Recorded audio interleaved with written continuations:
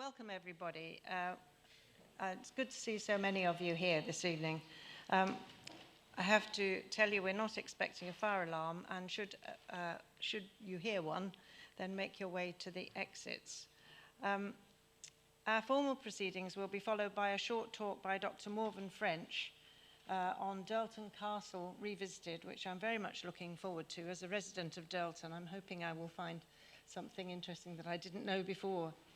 And afterwards, those in the hall, unfortunately we cannot do this for those online, will be invited to partake in a short reception. We have this evening our Treasurer, Dr Kenneth Aitchison, and our Director, Dr Simon Gilmore, who will be helping with the proceedings. And the hybrid format offers the opportunity for those who are unable to make the meeting in Edinburgh the chance to participate, and we hope that all goes smoothly as well. But if we do encounter any technical glitches, we hope that fellows can be a bit patient while we resolve them. It normally goes to plan, so let's hope it will tonight. This format has also meant we continued the process of online voting, which we used last year. Now, it's also my sad duty to remember those fellows we've lost over the last year. I would like to specifically mention Dr Peter Murray, our fellow who passed away recently. He inaugurated the Murray Prize for History, presented biennially for the best historical paper in PSAS, which will be awarded again next year. Peter paid for the prize through tax-free payroll giving when working for the University of Aberdeen, with an additional sum to start the fund.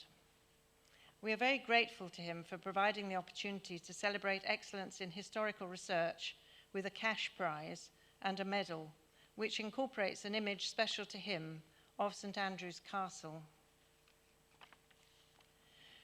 We also very recently lost Gordon Maxwell, a friend and colleague to many of us, who was president of the Society from 1993 to 1996. A full obituary will appear in the next volume of the proceedings. And Professor Lord Colin Renfrew recently passed away last week, who was an honorary fellow of the Society, and an obituary for him will also be prepared for the next volume of the proceedings. Could I ask you to keep a moment's silence for these fellows?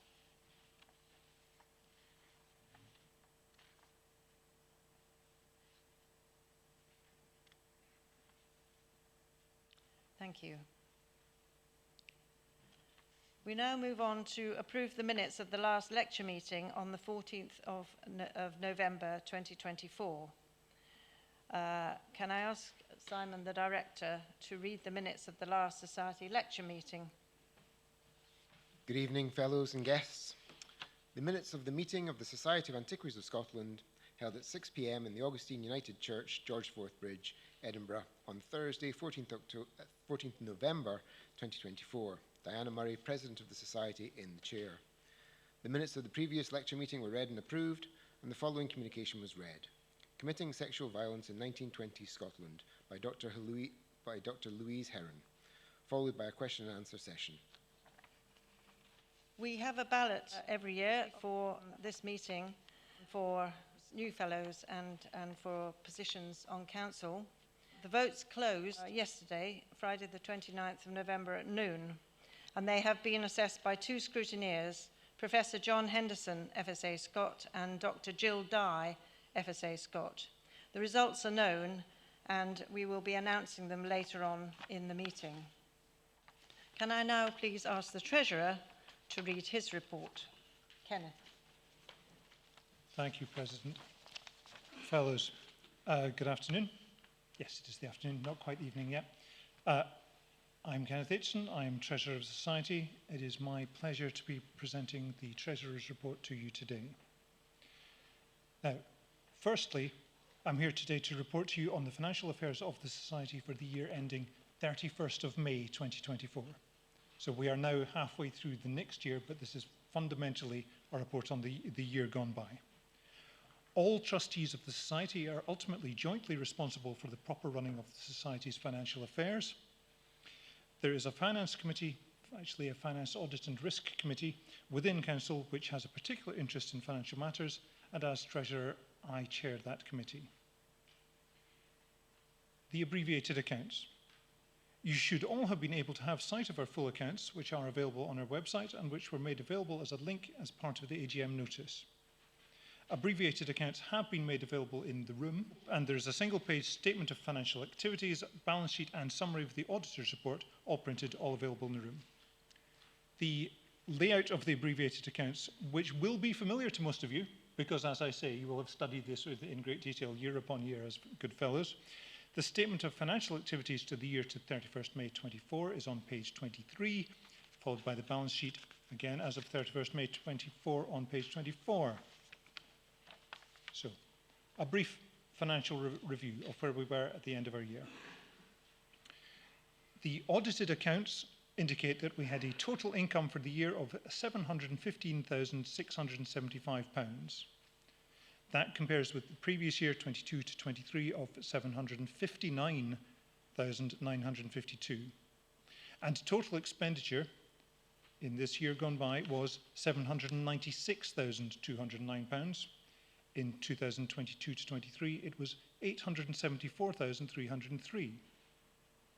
So there has been an overall reduction in income of £44,277, but also an overall decrease in expenditure of £78,094. So the result for the year, including movement on investments, that was about liquid money, as it were, the movement on investments is different, was an overall net income to the Society of £24,933, a net increase. In 2022 to 23, we had a net expenditure of £247,111. This overall result is due in part to gains on investments and also to our total expenditure reducing by a greater amount than our total income. Underlying core activity, so this is excluding gains or losses on investments, reports a net expenditure of £53,534, whereas in previous year, 22-23, our net expenditure was £114,351.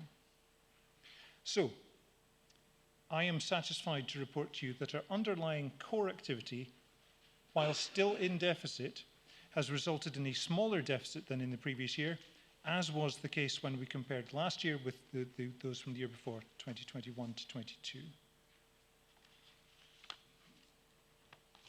So, that was the formal part of the report, reporting on the financial state of the Society at the end of our financial year, 31st of May.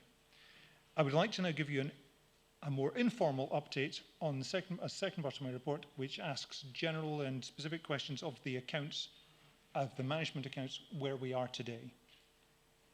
Bringing you up to date with the situation now, halfway through our new financial year. So, these are some general questions. What are our main sources of income, and are there any restrictions on how we use the income? Grants are the largest part of our income, about £400,000, 56%. And these are restricted in terms of what they can be spent on. Our second largest income stream is through membership subscriptions. Thank you, fellows. That made up about £200,000, 29% of our income. And this is fundamentally unrestricted, as is most, but not all, of our investment income. These sources of income, are they secure for the future? And if not, what can we do about it? I think they are secure. I think the money is safely banked or invested, and we project continuing income streams from subscriptions, grants, and investment. Are there any other sources of income we can go for? Well, we could expand the range and scope of grants we apply to, and potentially we could borrow money. This might or might not be relevant to the consideration of the Heritage Hub project that the President will be reporting on later. And then, on the other hand, what is our main areas of expenditure?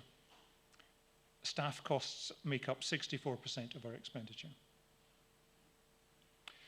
Then, are there savings to be made, or can we look at collaborations with others to save money, like sharing equipment, sharing staff, purchasing or sharing back office services?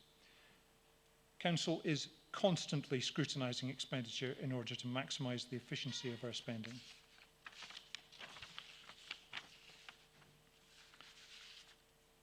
Then, to our last couple of specific questions about the management accounts. Always an interesting one. What is our current bank balance? We have a series of different accounts. We hold some accounts with the Bank of Scotland and some with the Royal Bank of Scotland. Anyway, in our range of Bank of Scotland accounts, we have a total of £235,019.27. The Murray account, which is held with the Royal Bank of Scotland, currently holds £35,793.59, giving us a total bank balance of £270,812.86. And then we have our investment portfolios. We have three separate portfolios of funds under investment. The Reserve Fund has a current value of £60,028.46, with expected dividends of £1,770. The Designated Fund has a total value of £1,545,527.78, yielding an expected dividend of £43,200. And the Audrey Henshall Fund has a total value of £116,816.44, yielding an expected dividends of £2,600. So then, that's the money that's in the bank. What about cash flow? What are the peaks and troughs of our income and expenditure? Can we pay our bills? Cash flow. Current balances are sufficient to cover the Society's needs. Any necessary drawdown from the investment portfolios will be discussed initially with the Director shortly after the Q2 accounts are produced. Remember that we're at the end of Q2, we're halfway through the year. Debtors. The Finance Manager is working to get Reminder 1 letters out in the next couple of weeks. That's reminders to many of our debtors, of course, our fellows who might just be a wee bit late in paying the subscriptions. It is expected that the Reminder 2 letter will be sent out at the end of January 2025, and struck off letters, if need be, will be sent out in April 2025. So that concludes your Treasurer's report. I'd just like to end with some thanks. Putting together this is very much a team effort. I've reported today on work undertaken by others on behalf of the Society.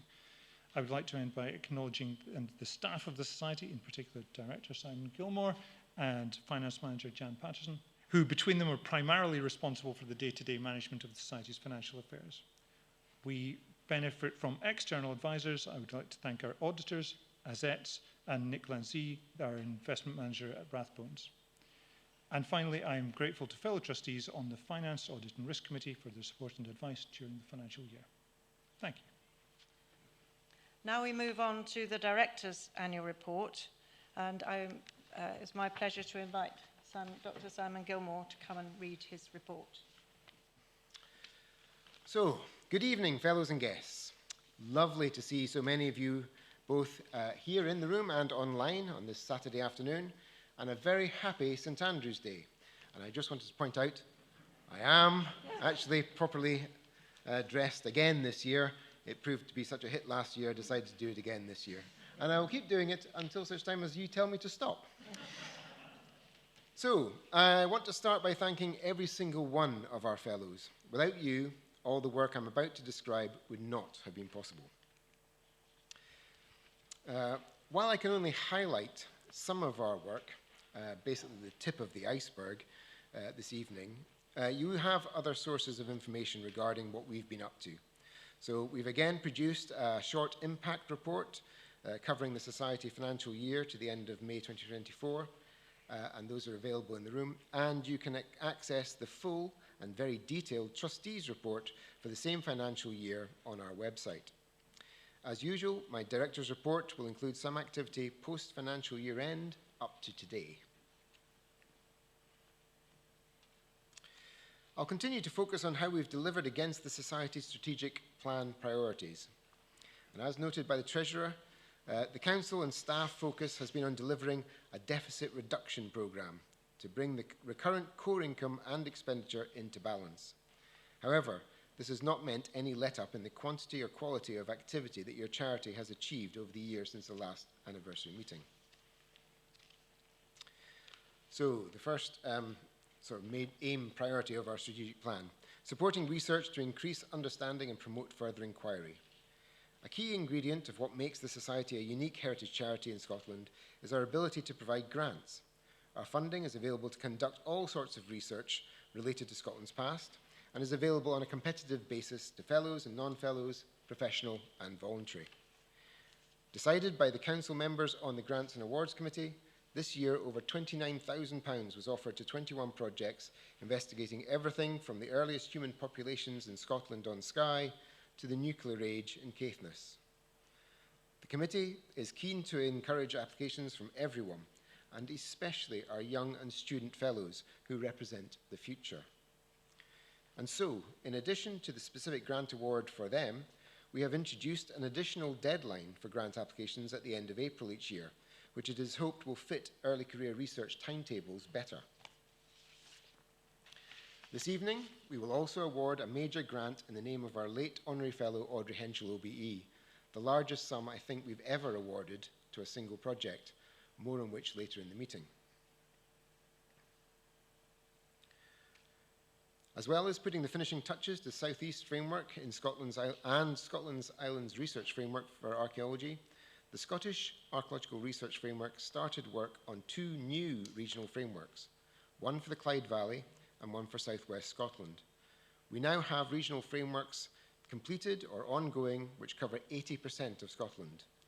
We've applied for funding to support a framework for North East of Scotland, which we hope to start in 2025, with the final regional research framework for the Forth Valley planned to begin in 2026. My colleagues and your fellow fellows, Dr. Helen Spencer and Dr. Jennifer Allison, launched the most recent thematic research framework on dendrochronology at the beginning of November. And we'd like to thank those that helped compile and publish that, which is also produced as a hard copy volume available tonight at the back. The Society leads on the aim to enhance understanding as part of Scotland's archaeology strategy through its delivery of SCARF. We also used our Digit expertise to help promote the recent Celebrating Archaeology in Scotland magazine for the strategy, which got great coverage across both digital and print media. And this free magazine not only informs, but also reflects the joy in undertaking archaeology. Promoting the sharing of knowledge. Our Digit Project's annual summer campaign, Scotland Digs, once again engaged and inspired people through press releases and online content for the public. The hashtag was viewed 2.2 million times and attracted 30,000 new visitors to the Digit website. 79% of members of the public said the campaign increased their understanding of archaeology in Scotland. That would be 79% of members of the public asked, by the way, not all of the public. The campaign is only part of our Digit programme of activity that also promoted 234 free or low-cost events, many of which were beneficiaries of press releases that reached a circulation of over 570,000. Articles published through the Digit website included a Discover article on migration in prehistoric Scotland and new techniques we can use to trace human movement in the past. And we also have one on the picture symbol stones in Scotland, but spoiler alert, we still don't know exactly what they mean. On average, the Society hosted an event every 2 weeks. This includes our ever-popular evening lectures, which anyone can attend, and also our fellows-only events, which tend to be online, but also include behind-the-scenes visits, ad hoc talks to support other organisations, such as a recent one on the Chalmers stones with the Ursna Tursken. Over 500 fellows have attended these free events, during which not only do we learn about something new, but there's a chance to discuss Scotland's past with others with similar interests. One of those events was our summer excursion, which this year partnered with the Royal Society of Antiquaries of Ireland, and fellows from both organisations visited the Scottish Crannog Centre and then Inner Periphery Library. The day was a great success, and we look forward to planning a return visit to Ireland at some point in the future. There's one to get in your diaries. Bravo Zulu indeed, and Bravo Zulu relates to what's on the slide, just so that everyone knows that I'm not saying random stuff. The round lectures this year were an excellent presentation by our fellow Professor Richard Oram of Stirling University on two little ice ages and an anomaly: climate, environment and cultural change in medieval and early modern Scotland. And the online recording of this event has already been viewed over 1,700 times. We published 3 Scottish Archaeological Internet reports this year, and these are made freely available to access through funding from those who commissioned the work in advance of development or restoration. And we also made 3 more back volumes of our books freely available through online too. And we extend many thanks to the authors and others for the required copyright permissions to enable us to do this. Helping to safeguard Scotland's heritage. Another unique aspect of being a charity mainly funded through your fellowship subscriptions and being a recognised independent heritage organisation is our ability to undertake advocacy work. The President wrote to Glasgow Life Museums in response to a report from fellows concerned by the loss of staff at the organisation and the potential impact on its ability to properly curate the material held in these exceptional museums. The response from the Chief Executive highlighted the clear financial pressure that the charity is under, as well as the beneficial impact that museums specifically have, recognising their importance to health and well-being, economic development and the tourism sector. Glasgow Life have stated that they will continue to care fully for the city's collection and meet the standards expected of an accredited museum service. However, they also exceed that programming and display changes will be reduced in quantity. The Society notes the recent report by the Museums Gallery Scotland, which also highlighted the increased financial pressure felt by museums of all sizes across Scotland. This revealed that the proportion of museums reporting reserves of less than 4 months has risen from 24% to 28%. That's over a quarter of museums in Scotland. And additionally, 1 in 10 feel they are at risk of closure in the next 12 months. They also highlight the concerning decrease in the curatorial and audience engagement roles at the expense of front-of-house roles, which seems to support the response from Glasgow Life, who have reduced curatorial roles but will maintain free access to their over 4 million objects. Difficult decisions lie ahead for museums. And all the advocacy work that I'm talking about this evening, the letters and the responses, are all on our website under advocacy, so please do have a look. The Society also wrote to Perth and Kinross Council asking them to reverse proposed cuts to the Historic Environment Service from April 2025. The response from the leader of the council also highlighted their challenging financial position and noted that planning officers will scope out the required archaeological service prior to procuring it or indeed taking it in-house. The letter did recognise the need for a robust archaeological advice service to support the planning process, and the Society will be monitoring the situation carefully. All these concerns revolve around the lack of funds to meet the needs of heritage, and the Society recognises that lack of investment in our historic environment and the services required to take care of it. We will support all areas of the heritage sector wherever we can to ensure that the benefits of heritage are well understood and that a robust case for financial support is heard. The Society wrote to support our colleagues in the National Trust for Scotland in calling for a planning decision in the Bannockburn battlefield to be reviewed by Scottish ministers. This has now been referred to a reporter who is expected to decide in January next year whether to uphold the appeal against the decision made by Stirling Council. The Society has welcomed the report from the Treasure Trove Review and is very pleased to hear that the King and Lord Treasurer's Remembrancer has accepted all the recommendations made in full. The Society stands ready to help deliver those recommendations and recognises that there are additional opportunities for the sector to ensure that the treasure trove process is fit for purpose in the 21st century. We also responded to consultations on battlefield management, Scottish Charities Regulation and underwater heritage management guidance. Encouraging and improving access to heritage. Our YouTube channel saw a massive increase over the last year compared to the previous, with over 131,500 views compared to 85,000 the previous year.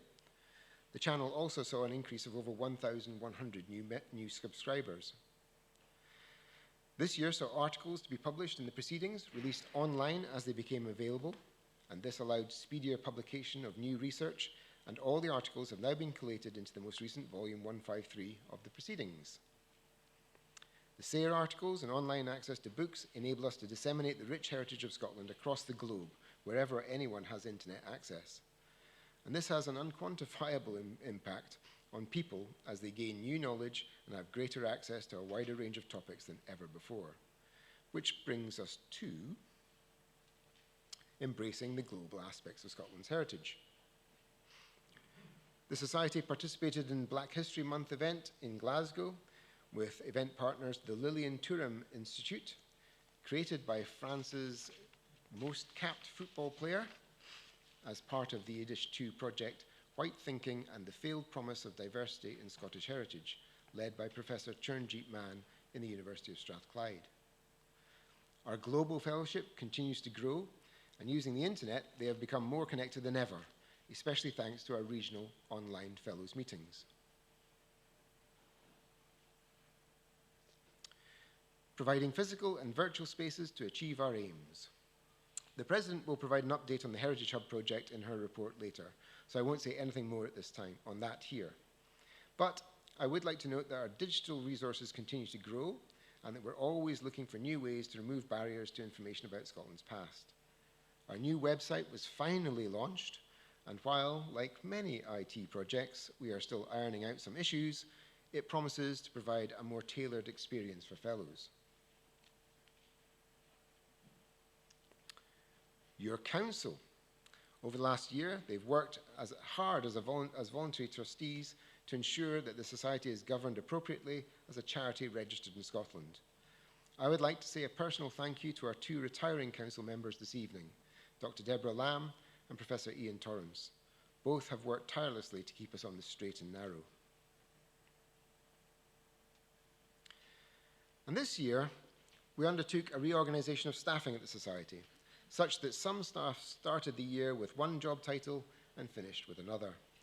The restructure resulted in Dr. Helen Spencer as our Head of Research and Dr. Jeff Sanders taking up the post as our Head of Outreach. And we are presently looking for a Head of Fundraising, which we will be interviewing candidates in December. Research covers grants, awards, publications, SCARF, and all research activities, while Outreach covers our fellowship, events, Digit, and advocacy. And fundraising is probably self-explanatory. This year, Adela, our managing editor, moved on to work for the NHS in Dundee, and our maternity cover publications officer, Beatrice Avia, also left.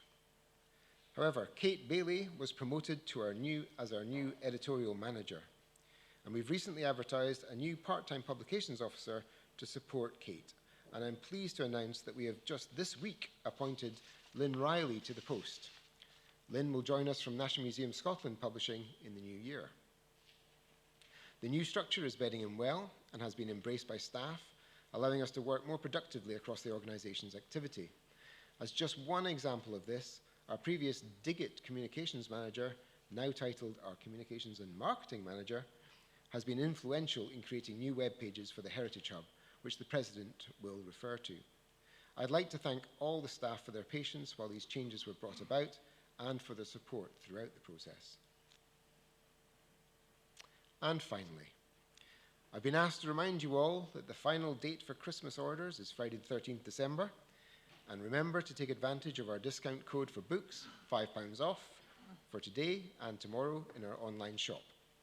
I'd like to end by once again thanking all of our fellows. Your support has enabled us to continue working across our mission of ensuring that Scotland's past is for everyone to research, share, enjoy and protect, home and abroad. Thank you very much for listening. We now come on to a very pleasurable part of the evening where we have the presentation of the awards. We have several awards to announce this evening, which is a real bonus for this society to be able to award excellence in a number of things. So the first one is the RBK Stevenson Award.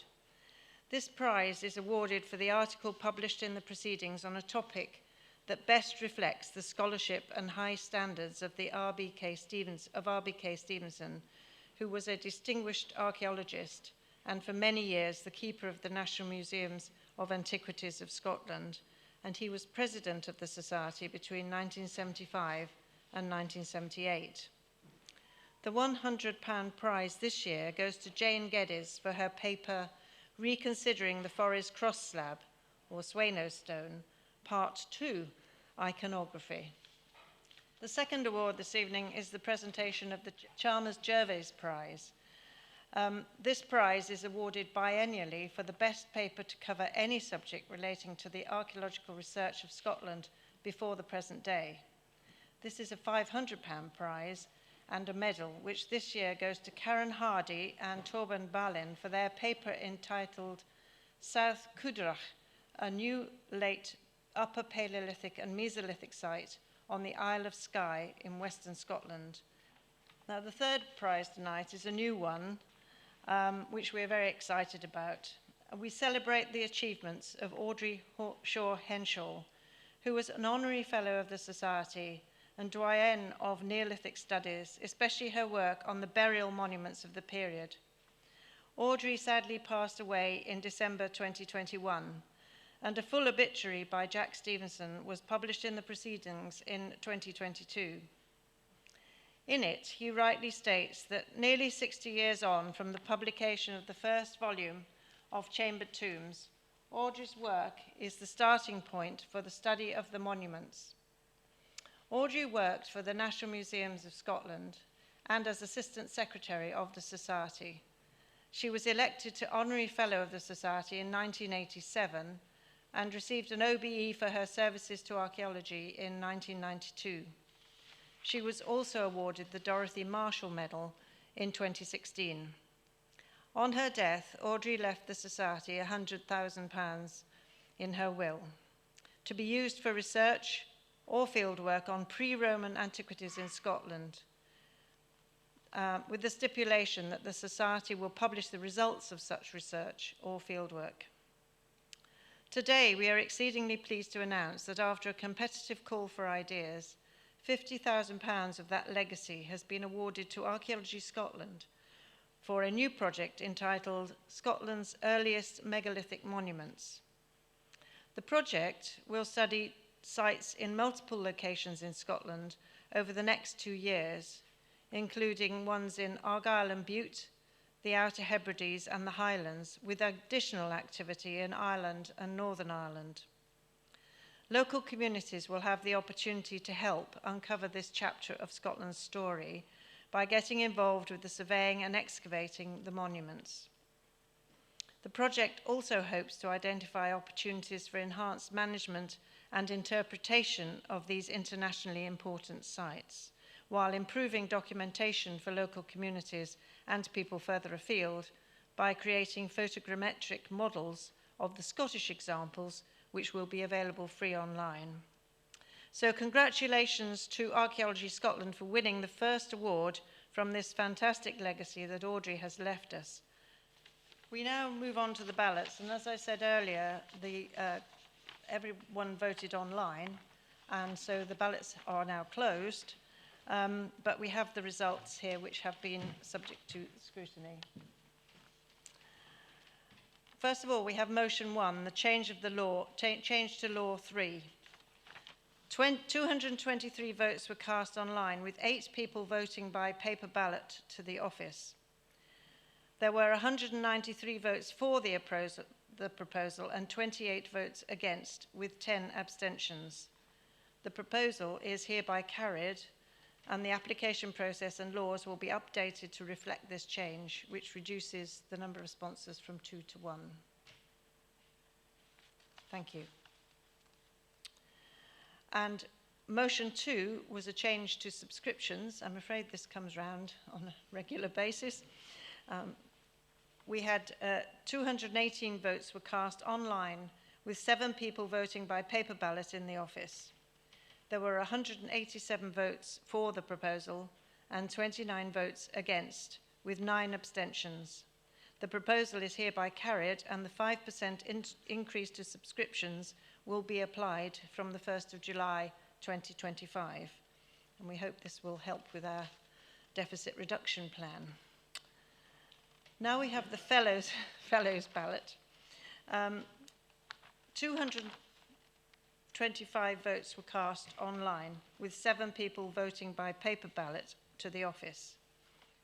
Before announcing the results, I really want to say a special thank you to fellows who encouraged others to apply and acted as supporting fellows on applications. And this is made more difficult because up till now, in recent years, you've had to find 2 fellows to support you. But your efforts help to ensure that we continue to grow the network of fellows across the world and are greatly appreciated by all members of staff and council. This year we have had a particularly good group of fellows, people applying to be fellows, and with some very distinguished individuals amongst them, and I'm very pleased to those of you who have encouraged them to apply. You'll be pleased to hear that all 73 fellows received a clear majority of votes, with only a handful of votes against and a few abstentions. I can therefore announce that all candidates were elected to Fellowship of the Society.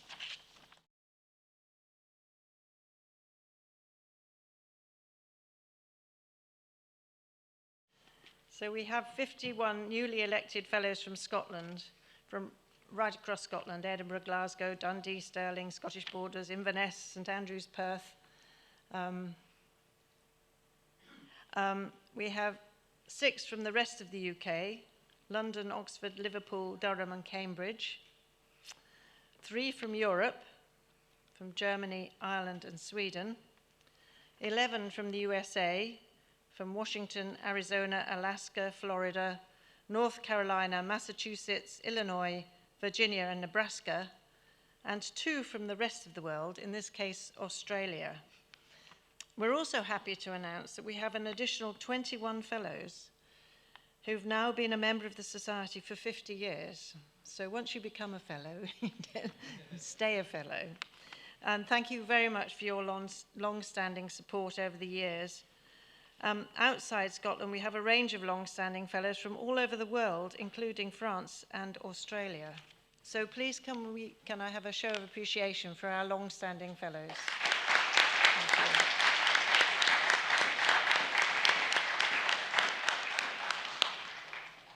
Right, we now come on to the results of the office bearers and council members ballot. At this meeting, both Professor Ian Torrance and Dr Deborah Lamb stepped down from council at the end of their terms of office, as the director has already indicated. But I would like to start by thanking them for their support.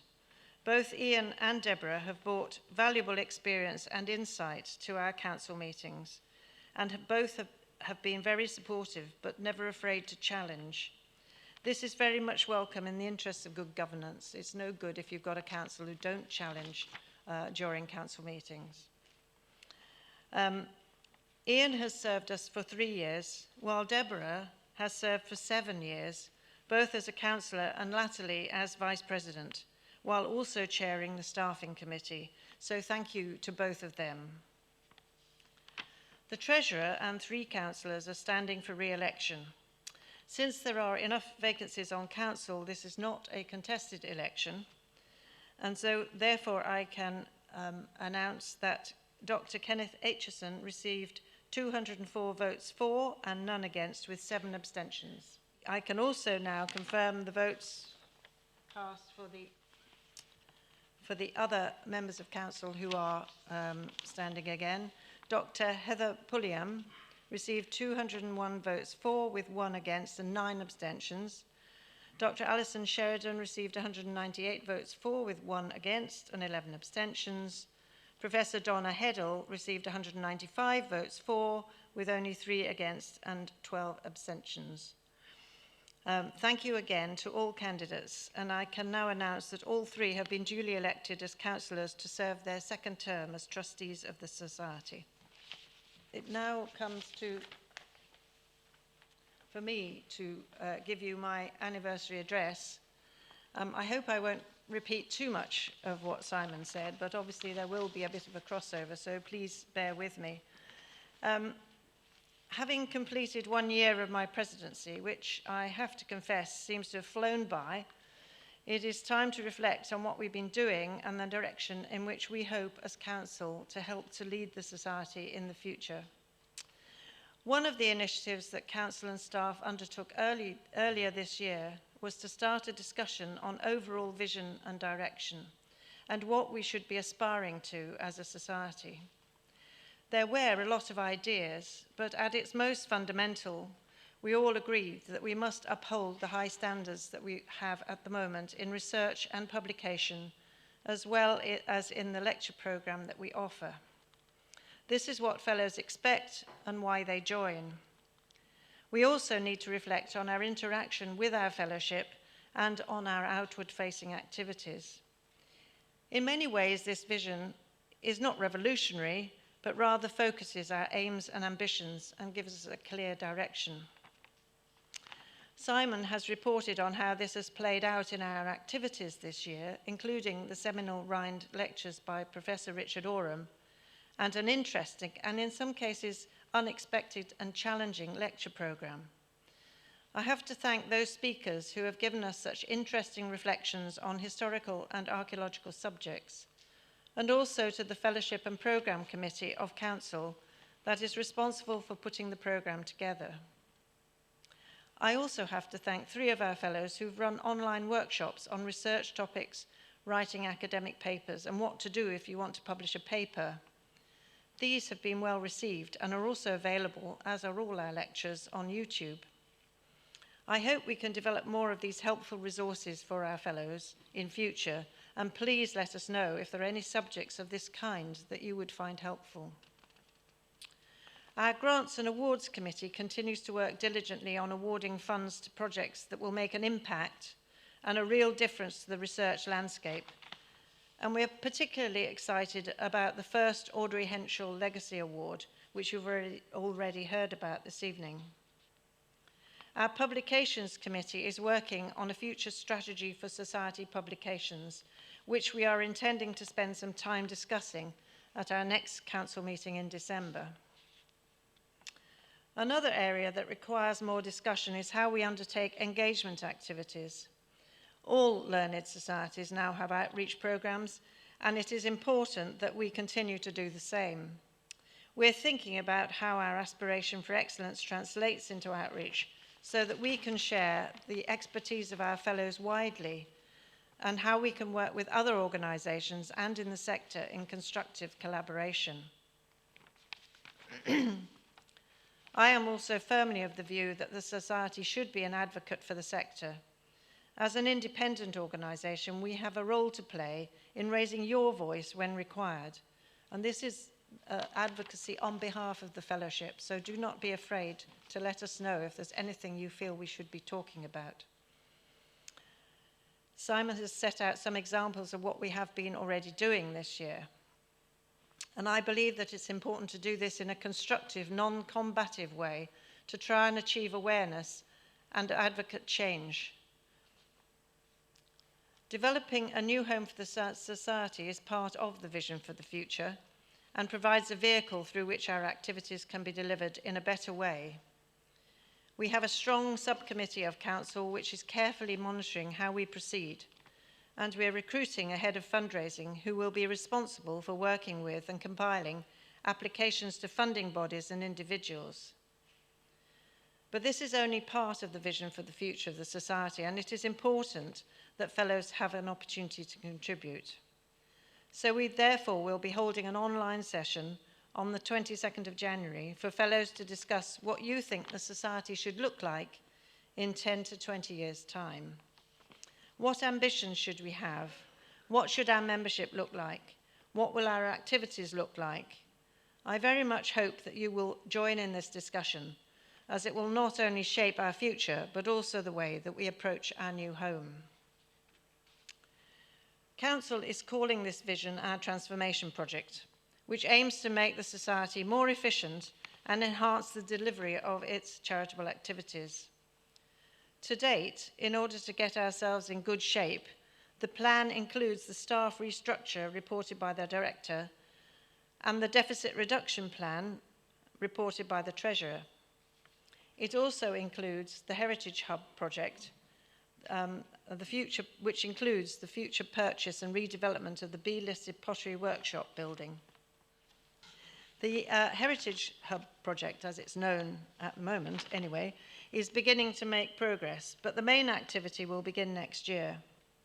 For background, for those who do not know this, from 1781, the Society bought property and rented accommodation so that the artefacts that Fellows brought to the Society could be examined, stored and displayed. By 1850, free admission to this ever-expanding collection was attracting 17,000 visitors per year. Our collections eventually passed into public ownership in 1851 as the original collections of the National Museums of Antiquities of Scotland, which latterly was in Queen Street, but is now the National Museum of Scotland on Chambers Street in Edinburgh. In return, the Society got several benefits, including accommodation. Following the removal to Chambers Street, the Society was housed within the National Museum of Scotland, and this has served us well for many years. However, as anyone who has been to the offices will know, there is very limited space and access is extremely tricky. Certainly not, there's no disabled access. We have now reached the limits of what we can achieve at this location. 11 members of staff are working in 608 square feet of usable office space. We have to rent lecture space for our annual programme of public talks, which costs us an additional expenditure every year. And we are unable to welcome fellows, project partners, and guests to our premises. Indeed, many don't even know where we are. Council believes that it is time to reinvigorate our vision by returning the Society to be more public-facing, and a physical meeting space will give us the ability to do that. As part of our transformation plan for the Society, we intend to create a space not just for the Society, but one that enables us to welcome partners and collaborators and provides a central Edinburgh venue for heritage activities. As previously reported, the Society has negotiated a unique opportunity to purchase and redevelop a B-listed building just behind the National Museum of Scotland on Bristow Place, which has long been a pottery shop. The detailed plans for the redevelopment of the building will be part of the project work, which will only begin should we be successful in raising the required funds. But the aim will be to create a new public-facing home for the Society with meeting rooms, a fellows-only space, a flexible exhibition, event and reception area with high-quality audio-visual equipment maximised for hybrid engagement, which has become increasingly a part of our meeting programmes. Many of you will already have been involved in discussions on this project, led by Horizons Research, who we were able to commission through grants from the National Lottery Heritage Fund and the Architectural Heritage Fund, to help us create overarching ideas for the use of the space, which will also include outreach and engagement activity, all of which will be fed into the design. The Society needs to raise approximately 5.5 million to purchase and redevelop the building. Much of this will come through grants from organisations looking to help the Society conserve this historic building and set the Society on a sustainable future path. The Society will also invest some of its own funds in the project, and some of the money required will need to be raised through donations.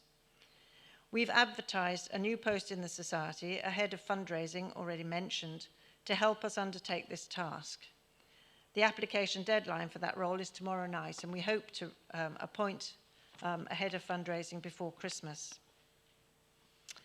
If all goes according to plan, the redevelopment should take up to 2 years. We aim to have completed the project and moved into the building in time to celebrate our 250th year in 2030. To help with the financial costs of running our own building, we will retain the existing residential rental flats which will provide income for maintenance and to help the long-term financial sustainability of the Society. Indeed, the intention is that the building will not only be self-sustaining using that income from the flats, and additional income generated by office and meeting space rental, but will also generate a surplus that can be used for the Society's charitable activities. We have created a series of pages on the project on our website, which is under support on the website page, where we've provided more detail than I can hopefully provide this evening. And I would encourage you to visit them. It's extremely unlikely that this configuration of opportunity, building, location and price will occur again. Next year, the Society will look to reach out to engage donors in a once-of-a-lifetime chance to support a learned society and directly engage with our long-term vision. There will be further opportunities for fellows to hear about the progress on this accommodation project when there is more to report. It remains for me to thank Simon and his staff for all the support that they've given to Council, and to my fellow councillors who bring so much experience and insight to the Society. So thank you very much, and I'm very happy to answer any questions. We have the pleasure of listening to the lecture by our speaker tonight, Dr Morvern French. It is the tradition at this meeting that we do not have questions after the talk, although I'm sure Morvern will be happy to stay behind at the reception and you can ask her questions then. Morvern works as the Properties Historian for Historic Environment Scotland. She is a late medievalist by education and publication, but through her job she researches and interprets different eras of Scotland's history in relation to the HES estate. She's especially interested in women's and other underrepresented histories, and she's a trustee of the Society for Scottish Medieval and Renaissance Studies and the Scottish Historical Review Trust.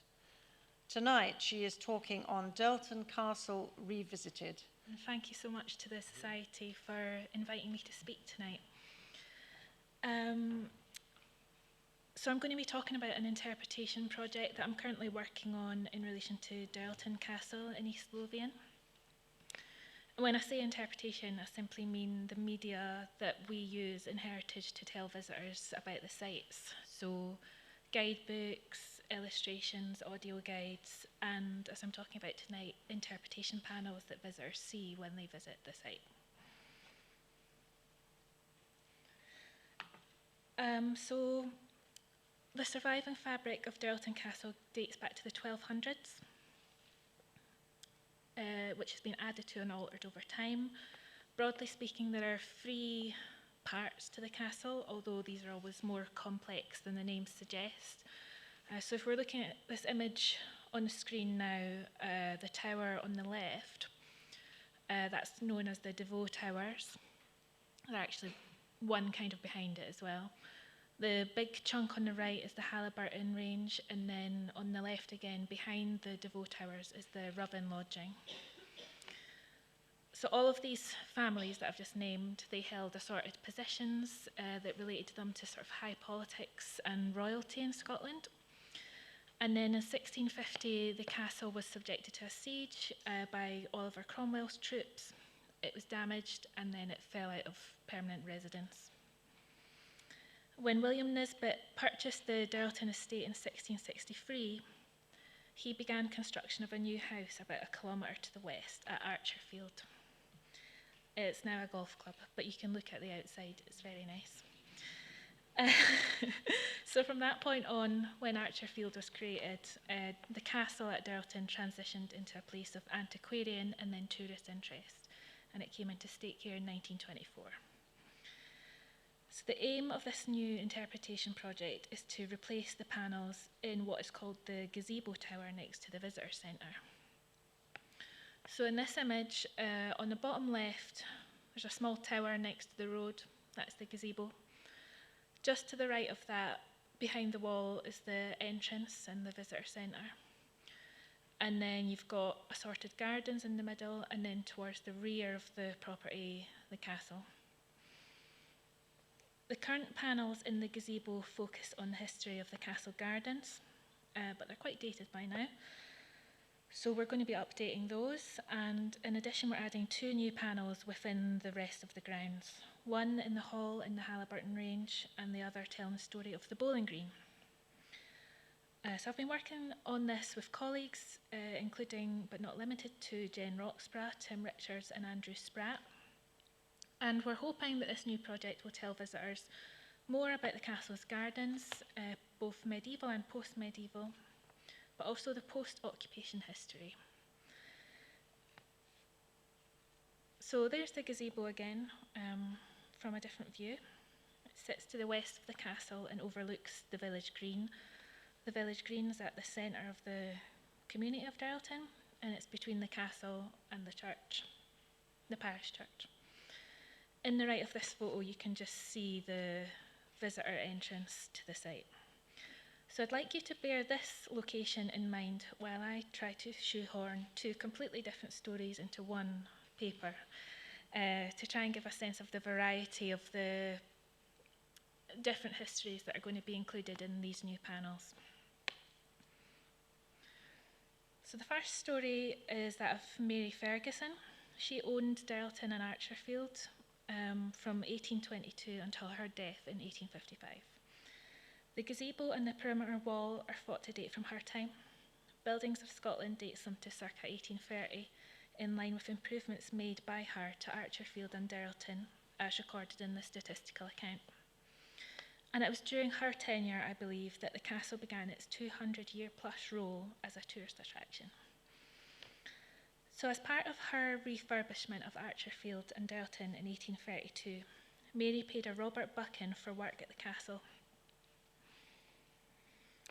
This included painting the Chinese railing in the garden and the seating and railing at the bowling green, all green, seems to have been one of her favourite colours, and painting the signboard for the Castle Inn, which is just across the road from the castle, with a view of the castle.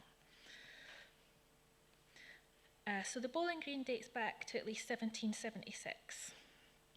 The Chinese railing in the garden may have resembled this railing that you can see leading up to the gazebo in a later photo, or that's just pure guess.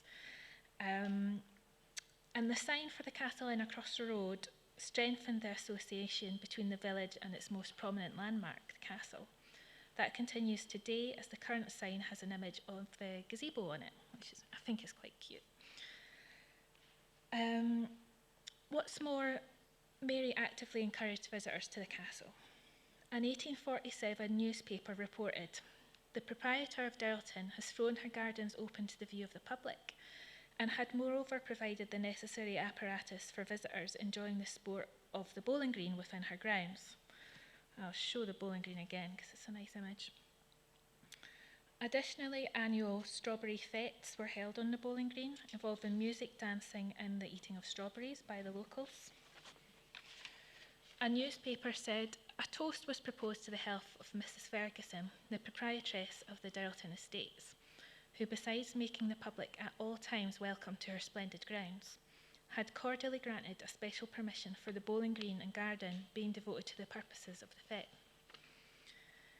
Mary also encouraged her own personal guests to visit the castle, which to her was, quote, "a genuine relic, and you ought to have no peace of mind till you have explored it in all its extremities."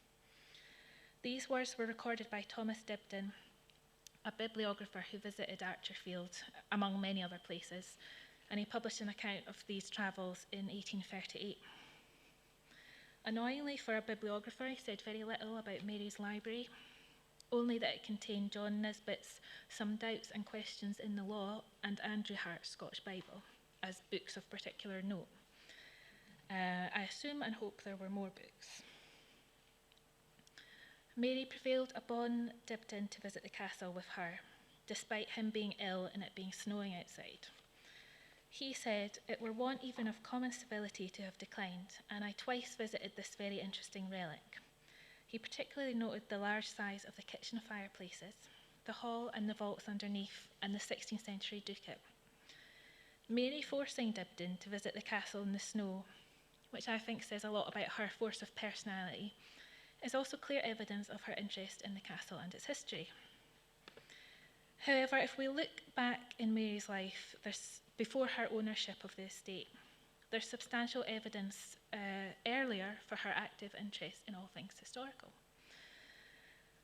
And You'll probably guess what I'm talking about when I say that in a former life she was Countess of Elgin.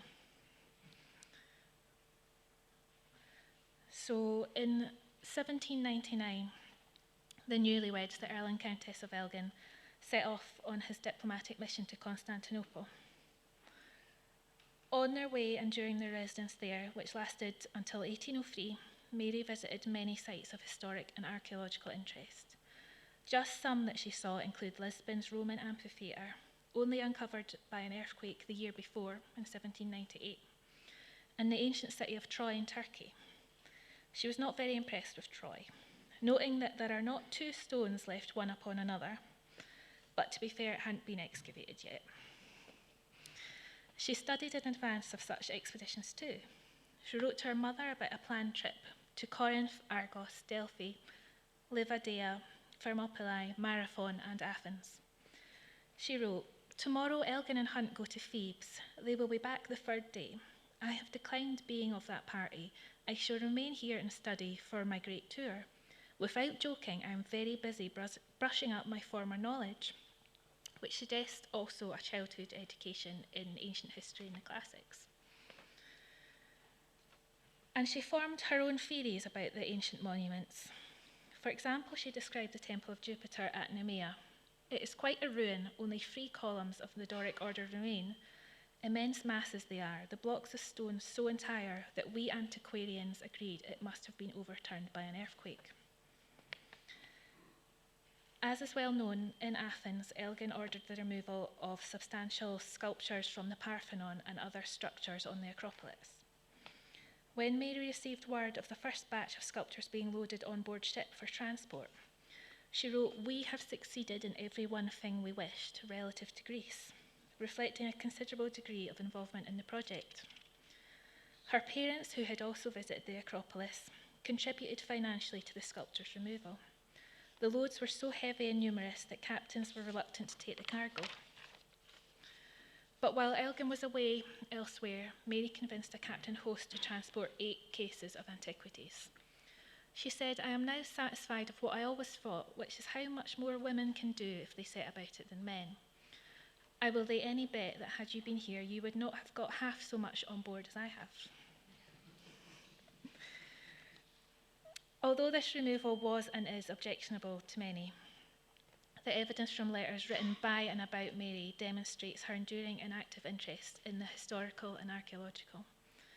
Elgin's secretary, Philip Hunt, wrote to Mary's mother, also called Mary, that her daughter, not satisfied with the light and amusing descriptions in the travels of Anacharsis in the Athenian letters, or in the 1001 Voyage en Grèce, she has studied the works of Herodotus, Plutarch, and other original historians with an eagerness I have seldom witnessed. After their return to Britain, the Elgins had some marital difficulties, to put it lightly. During divorce proceedings, it was said that family friend Robert Ferguson had, by a very artful and subtle seduction, destroyed their future happiness forever. That's him on the left there in slightly earlier years. However, Mary's father had protected her inheritance against such an event by presenting the couple at their marriage with only the interest from a £10,000 bond, and her family held on to its estates after the divorce. Elgin lost access to Mary's family fortune and her future inheritance. His plans for his own museum containing the Parthenon sculptures were never realised, and his money troubles post-divorce meant that he sold the sculptures to the British Museum. Mary moved on and settled down with Ferguson, residing at their various estates, including Rafe near Kirkcaldy and Archerfield. By the time Mary inherited in 1822, she was in a position to exert her antiquarian influence over the castle that lay within her family estate. It was during her ownership that Dirleton underwent changes and improvements that were part of its early transition from historical curiosity to tourist attraction. The gazebo was built in a quasi-medieval style that was popular in the 19th century. It was likely commissioned as a type of summer house from which she and her guests could enjoy the castle and its grounds. They could shelter in the first floor room, warmed by the fire. They could look out over the north garden from the top of the tower. And from the other side, they could also take in a view of the aforementioned village green.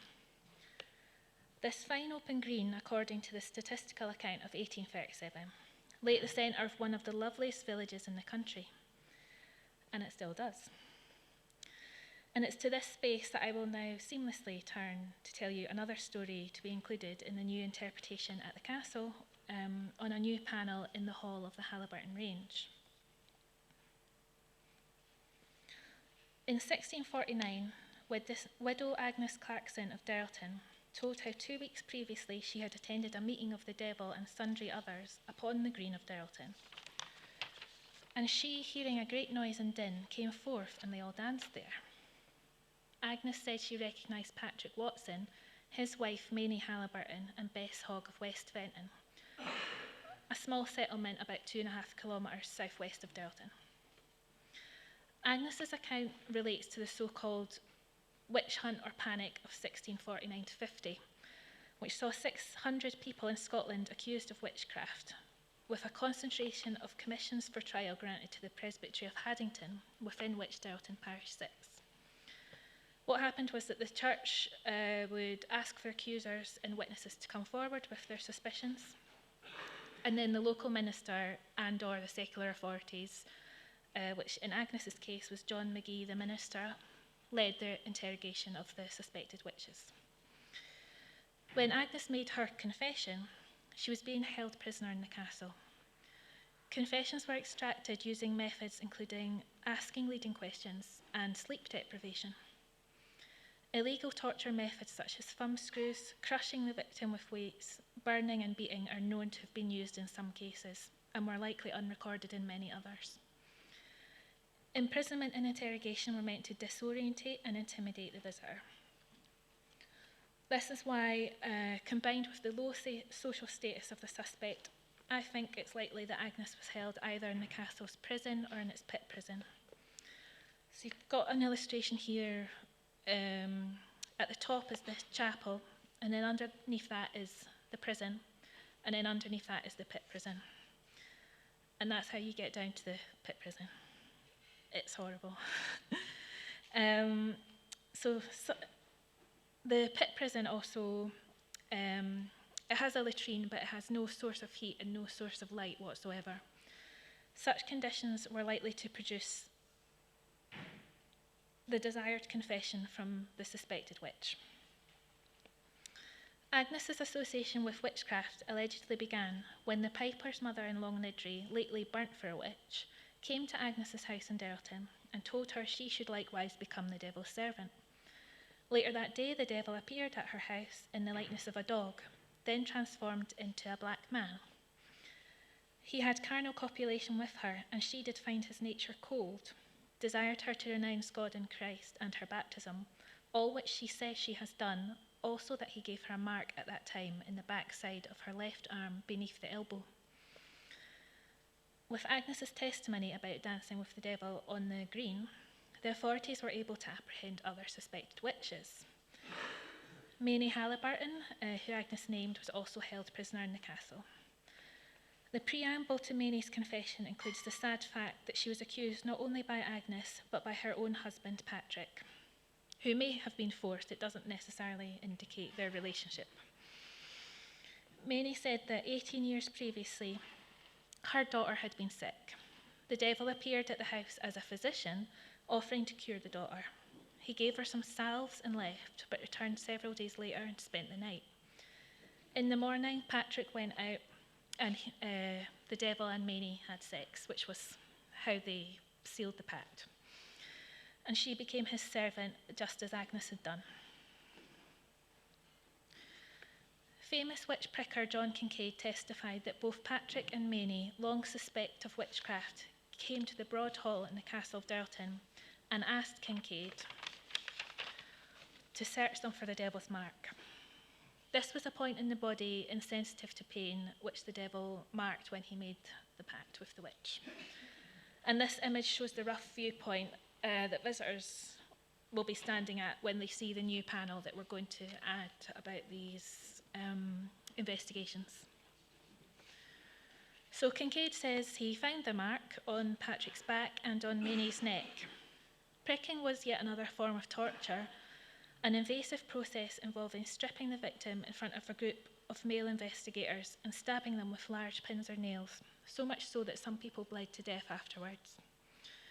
Even in his own lifetime, Kincaid was a suspected fraud who possibly used tricks like retractable pins to make it look like he was finding an insensitive place on the body. It was said in 1662 that he had committed great abuses whereby in all probability many innocents have suffered. He was imprisoned at the Tolbooth in Edinburgh, just round the corner, as was, and only released on condition that he not prick suspects without a special licence. But the damage had already been done for Mainie and Patrick and the other witches. Once such evidence had been obtained, plus the confessions, the Church Presbytery would have applied to Parliament in this year for a commission to hold a trial or trials. Records attest that there was sufficient evidence against Agnes, Mainie, Patrick and Bess, the dancers on the green, as well as 2 others from the parish of Dirleton, Marion Meek and Margaret Goodfellow. Confessions seem to have been obtained from at least 5 of these 6. I'm not sure about Marion, but I think I've just possibly not found the evidence yet. The trial would then be held by the secular authorities. Evidence for trials by commission don't survive in most cases, but once a suspect had confessed, a trial was a mere formality, swiftly followed by execution. I think this is what happened to these people, and here you can see the current design draft of the new panel that we're going to be installing in the hall. If they were executed, which I think is likely, where would this have happened? Laura Patterson has written about this subject for Scotland. The choice of location often correlated with the crime committed and was in a public, visible place to set an example to the local community. Could it have been then that the Dirleton witches were executed on the very village green, situated at the centre of community, where Agnes Clarkson said they had danced? To conclude, I hope I've given a taste of the variety of stories that will be included in the new interpretation panels at Dirleton Castle, both in the gazebo and elsewhere on the property. They're not part of the traditional narrative of castle sites. Instead, they're about unconventional people, many of them women whose lives revolved around and were influenced by the castle in different ways. They're also difficult histories with which I think we need to grapple. So we plan to have these new panels in place by April 25. So I hope you will go again, or for the first time, and see the property in a new light. And thanks very much for listening.